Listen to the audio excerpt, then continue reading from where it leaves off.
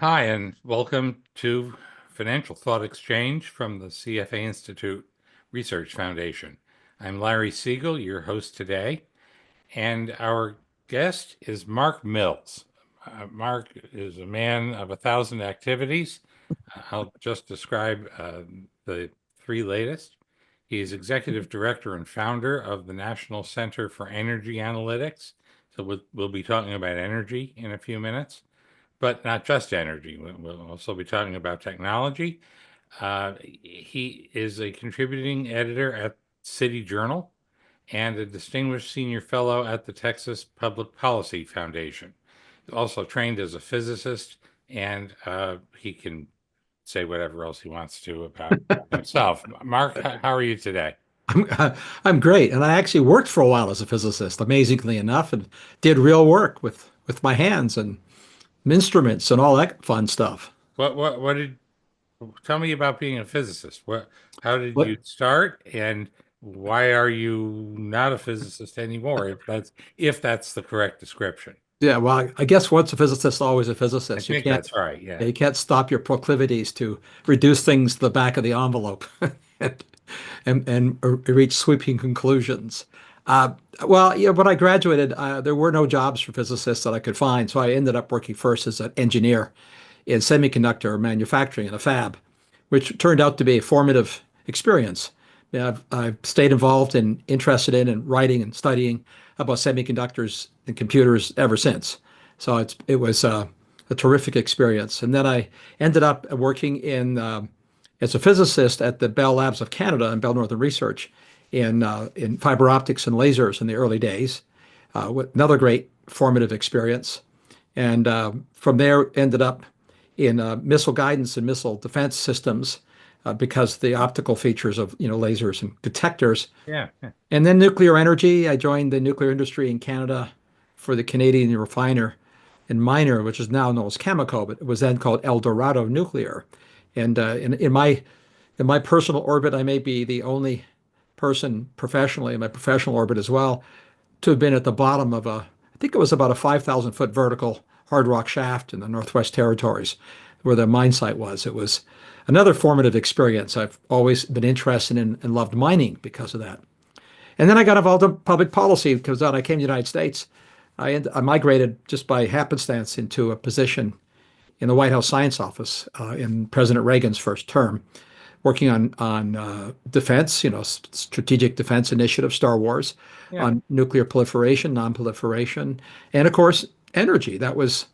Remember, that was the tail end of the double oil shock, the 73 and the 79 oil shocks Yeah. that animated some very, very, very silly ideas in public policy. Some of which are probably still with us and explain a You lot bet. of what's wrong with our public policy. Yep. We're still locked into the same silly policies put in place almost 50 years ago. It's crazy. Well, I just read an article by you in City Journal along the lines of there's no such thing as an energy transition. That never was, never will be. Oh, Yeah. and I'm thinking about those poor whales. Are we still whaling and burning whale oil, or is that the one energy transition that we managed to pull off? Yeah. Well, it sounds like a bold statement to say there's never been one and there never will be one, but that's sort of anchored. The history is anchored in data, and the Hmm. forecast is anchored in physics. But you're right. The only exception, the only source of energy that humans have transitioned from and abandoned is whale oil. And the pantheon of everything that humans have ever used for energy, which I lay out the sort of the five principal sources of energy, fuel for humanity in that short piece. I went They digging into were, the, they, they were slaves, well, first, animals.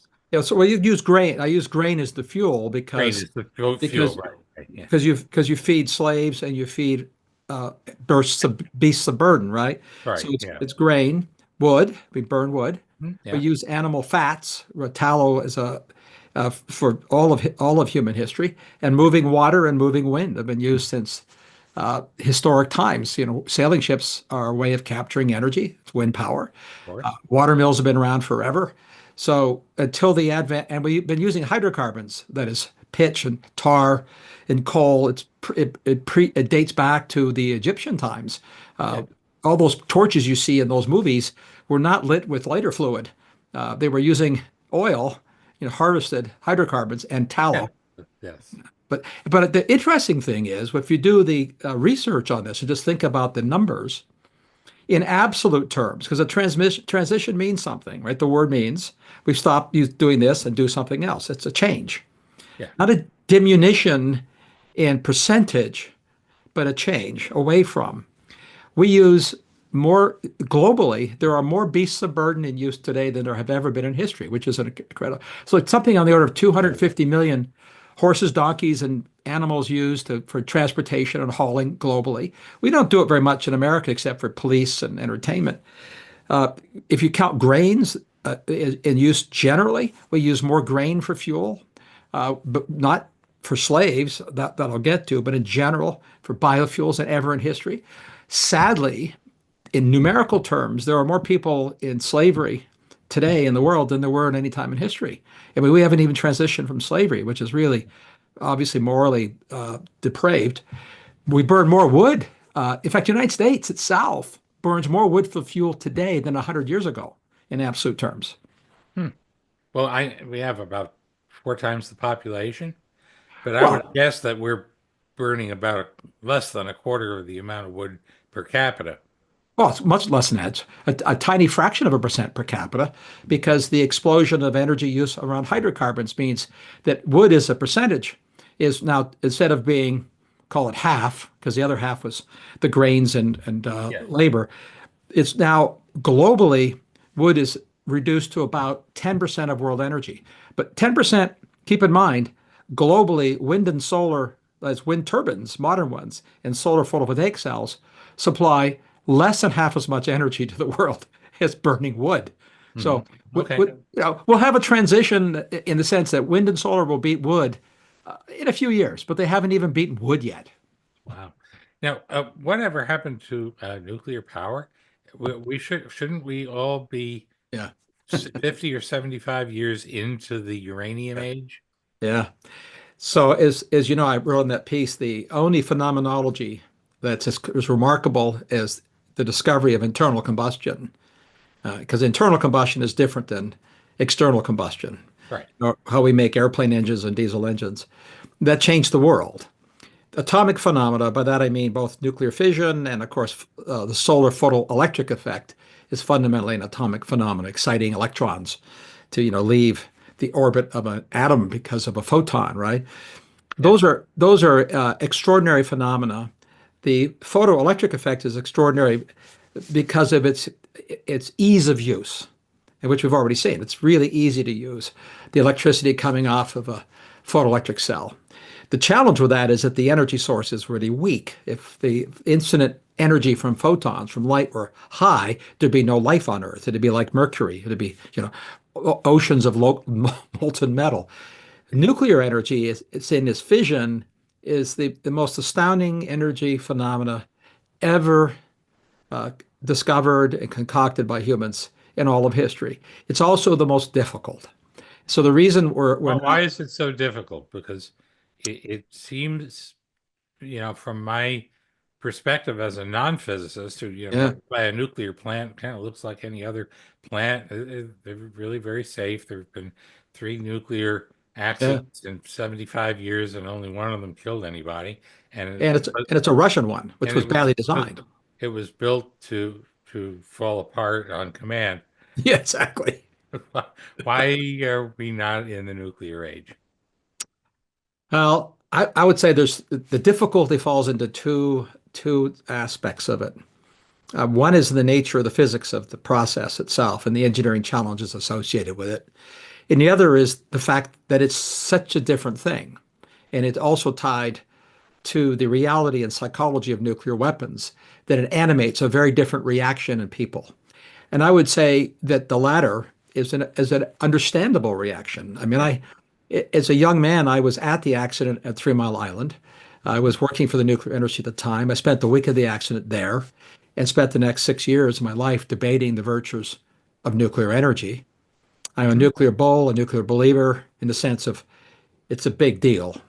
However, what in doing these debates over the years, what I learned is essentially why, other than people who are just reflexive NIMBY or the environmental movement, which hated nuclear then and still hates it largely today, uh, there's good reason, as you can as you can see that it's not you worry about it not just because of its relationship to nuclear weapons, which are fearsome, but also because it exposes humans to a different class of risk than any other energy source. The ionizing radiation from the operating of the reactor and from its waste, it caused people to say, well, that's different. It is different. How do you? It turns out it's the easiest thing to deal with technically.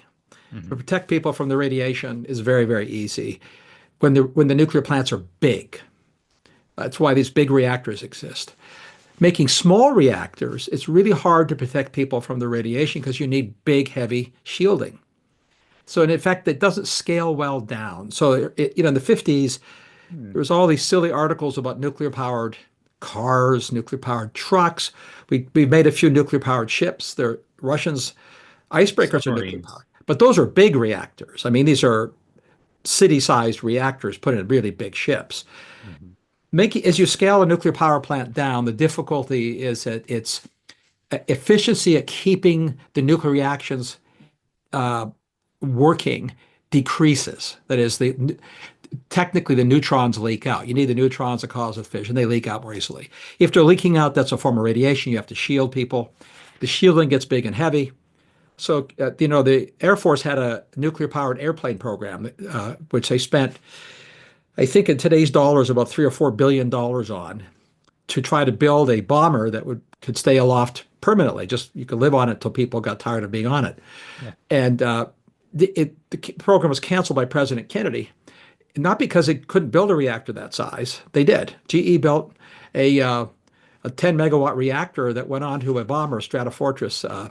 But Okay. the shielding weighed so much to keep from killing the uh, the pilots that you had no It- room for payload. you could. I was going to say the plane couldn't take off. It could take off, but it was irrelevant because it would be a good platform for cameras, but not for bombs.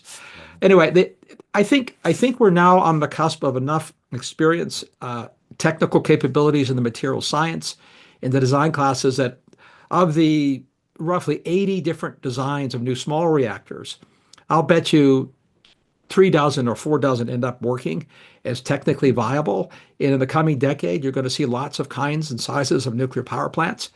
For now, if you want a nuclear power plant, you can only build what we already know how to build. Never mind the licensing. And those Yeah. are these big so-called pressurized water reactors. Hmm. Now, I've heard a lot about molten salt. It sounds crazy. You want a reactor that can't melt down, you melt it down anyway, Yeah. and then it can't melt down any further. But molten salt actually does is the active ingredient, I guess that's the right word, in a generation of reactors that I understand is being built and Yeah. are going Well, to be used. But well, what's behind this? well, the first molten salt reactors were built at the Oak Ridge National Labs back in the 1960s. So this was not a new idea or new design. In fact, essentially every design that's being concocted, and there's lots of different designs. Molten salt is one, liquid sodium reactors, another. You have metal, liquid metal in a sense, reactors, high temperature gas reactors, passive reactors that have no moving parts, thorium reactors instead of uranium reactors, lots of stuff.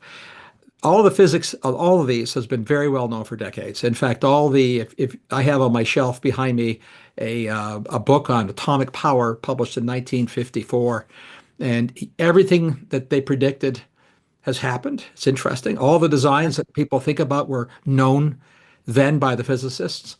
And they, by the way, never said it was too cheap to meter. The authors of this book pointed out that nuclear energy, in their view, was not only more expensive than coal at that time, Mhm. but would stay more expensive than coal for as far as they could see in the future, that its attributes were not that it was cheaper, but that it wasn't coal, that it gave you an optionality for a fuel supply. You could run a reactor for years without refueling it. It didn't Yeah. have emissions. All they knew this then.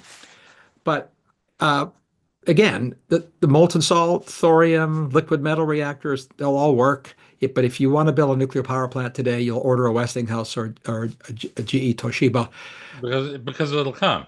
But because they can build it. yeah, They we're all can, familiar with contractors who don't never show up. right.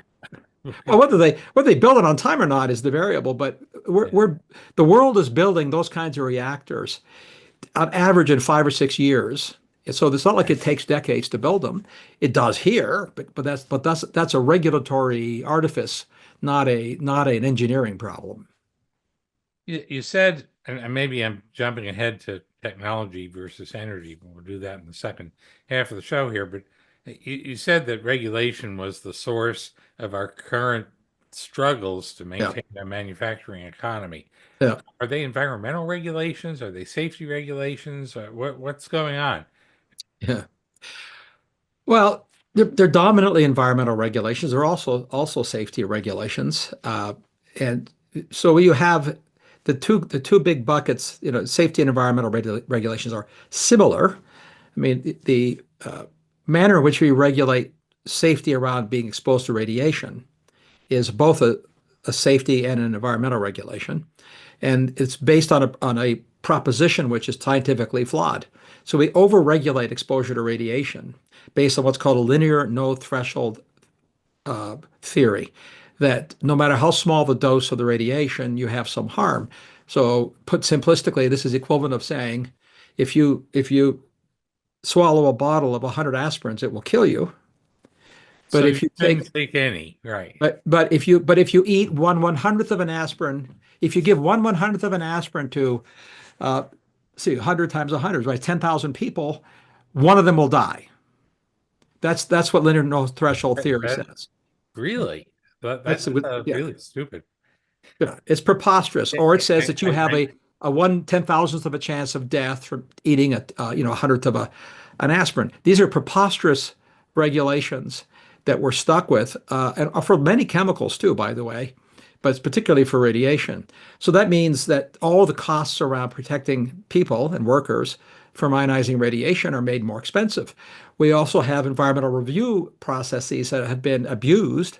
They're important ones, but they've been abused by environmental groups to cause delays deliberately to oppose things, whether they're oil pipelines or coal plants or mines or nuclear plants. And that's been very effective. It's caused costs to soar and developers to say, well, I'm not going to do that. well, I think we've all by now heard the story of the snail darter, which was a fish that held up the development of the Tellico Dam in eastern Tennessee, except that the fish doesn't It's exist. a version of that. That's the problem. Yeah, sure. Yeah, why does the fish not exist? It's because there were fish there, but it's not an endangered species. It was simply a different kind of fish that was known to exist somewhere else, and somebody thought that they could stop the dam Right. by calling this fish that was in the way of the dam a new species that was endangered. How do you get away with that? Well, the law can be elastic, uh, and often deliberately so, because we can't anticipate everything. Yeah. And to be fair, there are endangered species, right? Yeah. Obviously. And obviously, humans have an impact on the environment in all kinds of ways, our footprint. Yeah. So what gets lost, what happens is we have an implicit operational belief that there aren't trade-offs. In effect, that's what happens. It's you don't want any bad things to happen. And Right. so you regulate to zero consequence on whether it's land, air, water, species. And the truth is, there'll always be consequence. There's always been consequences, and humans have always had to deal with trade-offs. And so the essence of the debate we're having now, and it's going to get reignited with this administration, Mhm. is if do enough people believe that trade-offs have been pushed too far away from letting development happen? Because it's going to happen anyways. Manufacturing and mining are two quintessential examples. We didn't expand American manufacturing, and we haven't expanded American refining at all. 60% of all copper is refined in China. 70% of all lithium is refined in China. 100% of all graphite is refined in China. It's not that we can't refine it. technically, we invented many of these processes, Americans. Yeah. Uh, Refining uranium, we don't do that anymore elsewhere. We don't, so all these things are being done elsewhere, not here. You're talking about refining. It the minerals are actually not found predominantly in China, as I understand it. Most Right, lithium comes from South America, right. and then I In think Australia, and Australia. I think a lot of uranium comes from Canada and and Australia. Australia. I was going to say the United States, maybe. Well, U.S. has all these minerals, so Yeah, there's no, if you're in the mining business, like any business, if you're in the wind turbine business, you look for high grade wind. If you're in the solar business, you put your solar panels are much more effective in New Mexico than they are in Germany. right. You look for high grade sun. Yes. Yeah, high grade sun is in New Mexico, not Germany. I mean, it's stupid to have solar panels in Germany. They are literally 1/10 as effective in capital terms there. You're throwing away 10x capital. Mining's the same. Copper ore grades are higher some places than others. U.S. has lots of high grade metals and minerals in the ground. Yeah. Uh, we don't have all the high grade, but we could, if money were no object, you could say the United States has sufficient resources to do all of what we need, but it would be very expensive. But if you said, are we properly, are we at the right optimal level of extracting resources that we have at a high abundance? Well, the answer is no, unequivocally, because it's so hard to get permits to open or expand a mine in the United States. You could say it's close to an infinite time frame now. Hmm. That in this half of the program, we've got about 5 or 6 minutes left. You mentioned this administration as contrasted to some others. What's going on that you sounded fairly positive on the deregulation? Yeah. I don't want to talk about trade indefinitely because we'll never stop. And also, we might disagree, which would be bad because I think you and I actually agree on 93% of everything we've ever talked about. But I'm kind of a hardliner on free trade. What is this administration likely to do that will produce more energy at a reasonable cost? Or maybe that's not what you're saying, but Yeah. what are the Well, changes in the works? so this administration and lots of previous administrations have given lip service to U.S. Domestic production of energy. It's not. A few have said we don't want hydrocarbons, fossil fuels. Obama famously tried to stop it. Biden administration was not super favorable verbally, but operationally, they were up until the last few months of that administration quite favorable. I mean, every time there was any chance of oil prices rising, the Biden administration, worked furiously to tamp down the prospects of higher oil prices. So operationally, the Biden administration did exactly what the Trump administration is doing. Mhm. Want to avoid high oil prices because energy matters, and oil is still the number one energy commodity on the planet. It's the primary source of energy. It eclipses everything else by huge margins. You know, Natural gas is number two, but oil is just the beast, and it still is. Hasn't changed, by the way, in decades. There's no diminution in either the relative importance of oil or the absolute use of it. It's rising. So what are they doing? So like you, we don't have to go down the tariff rat hole.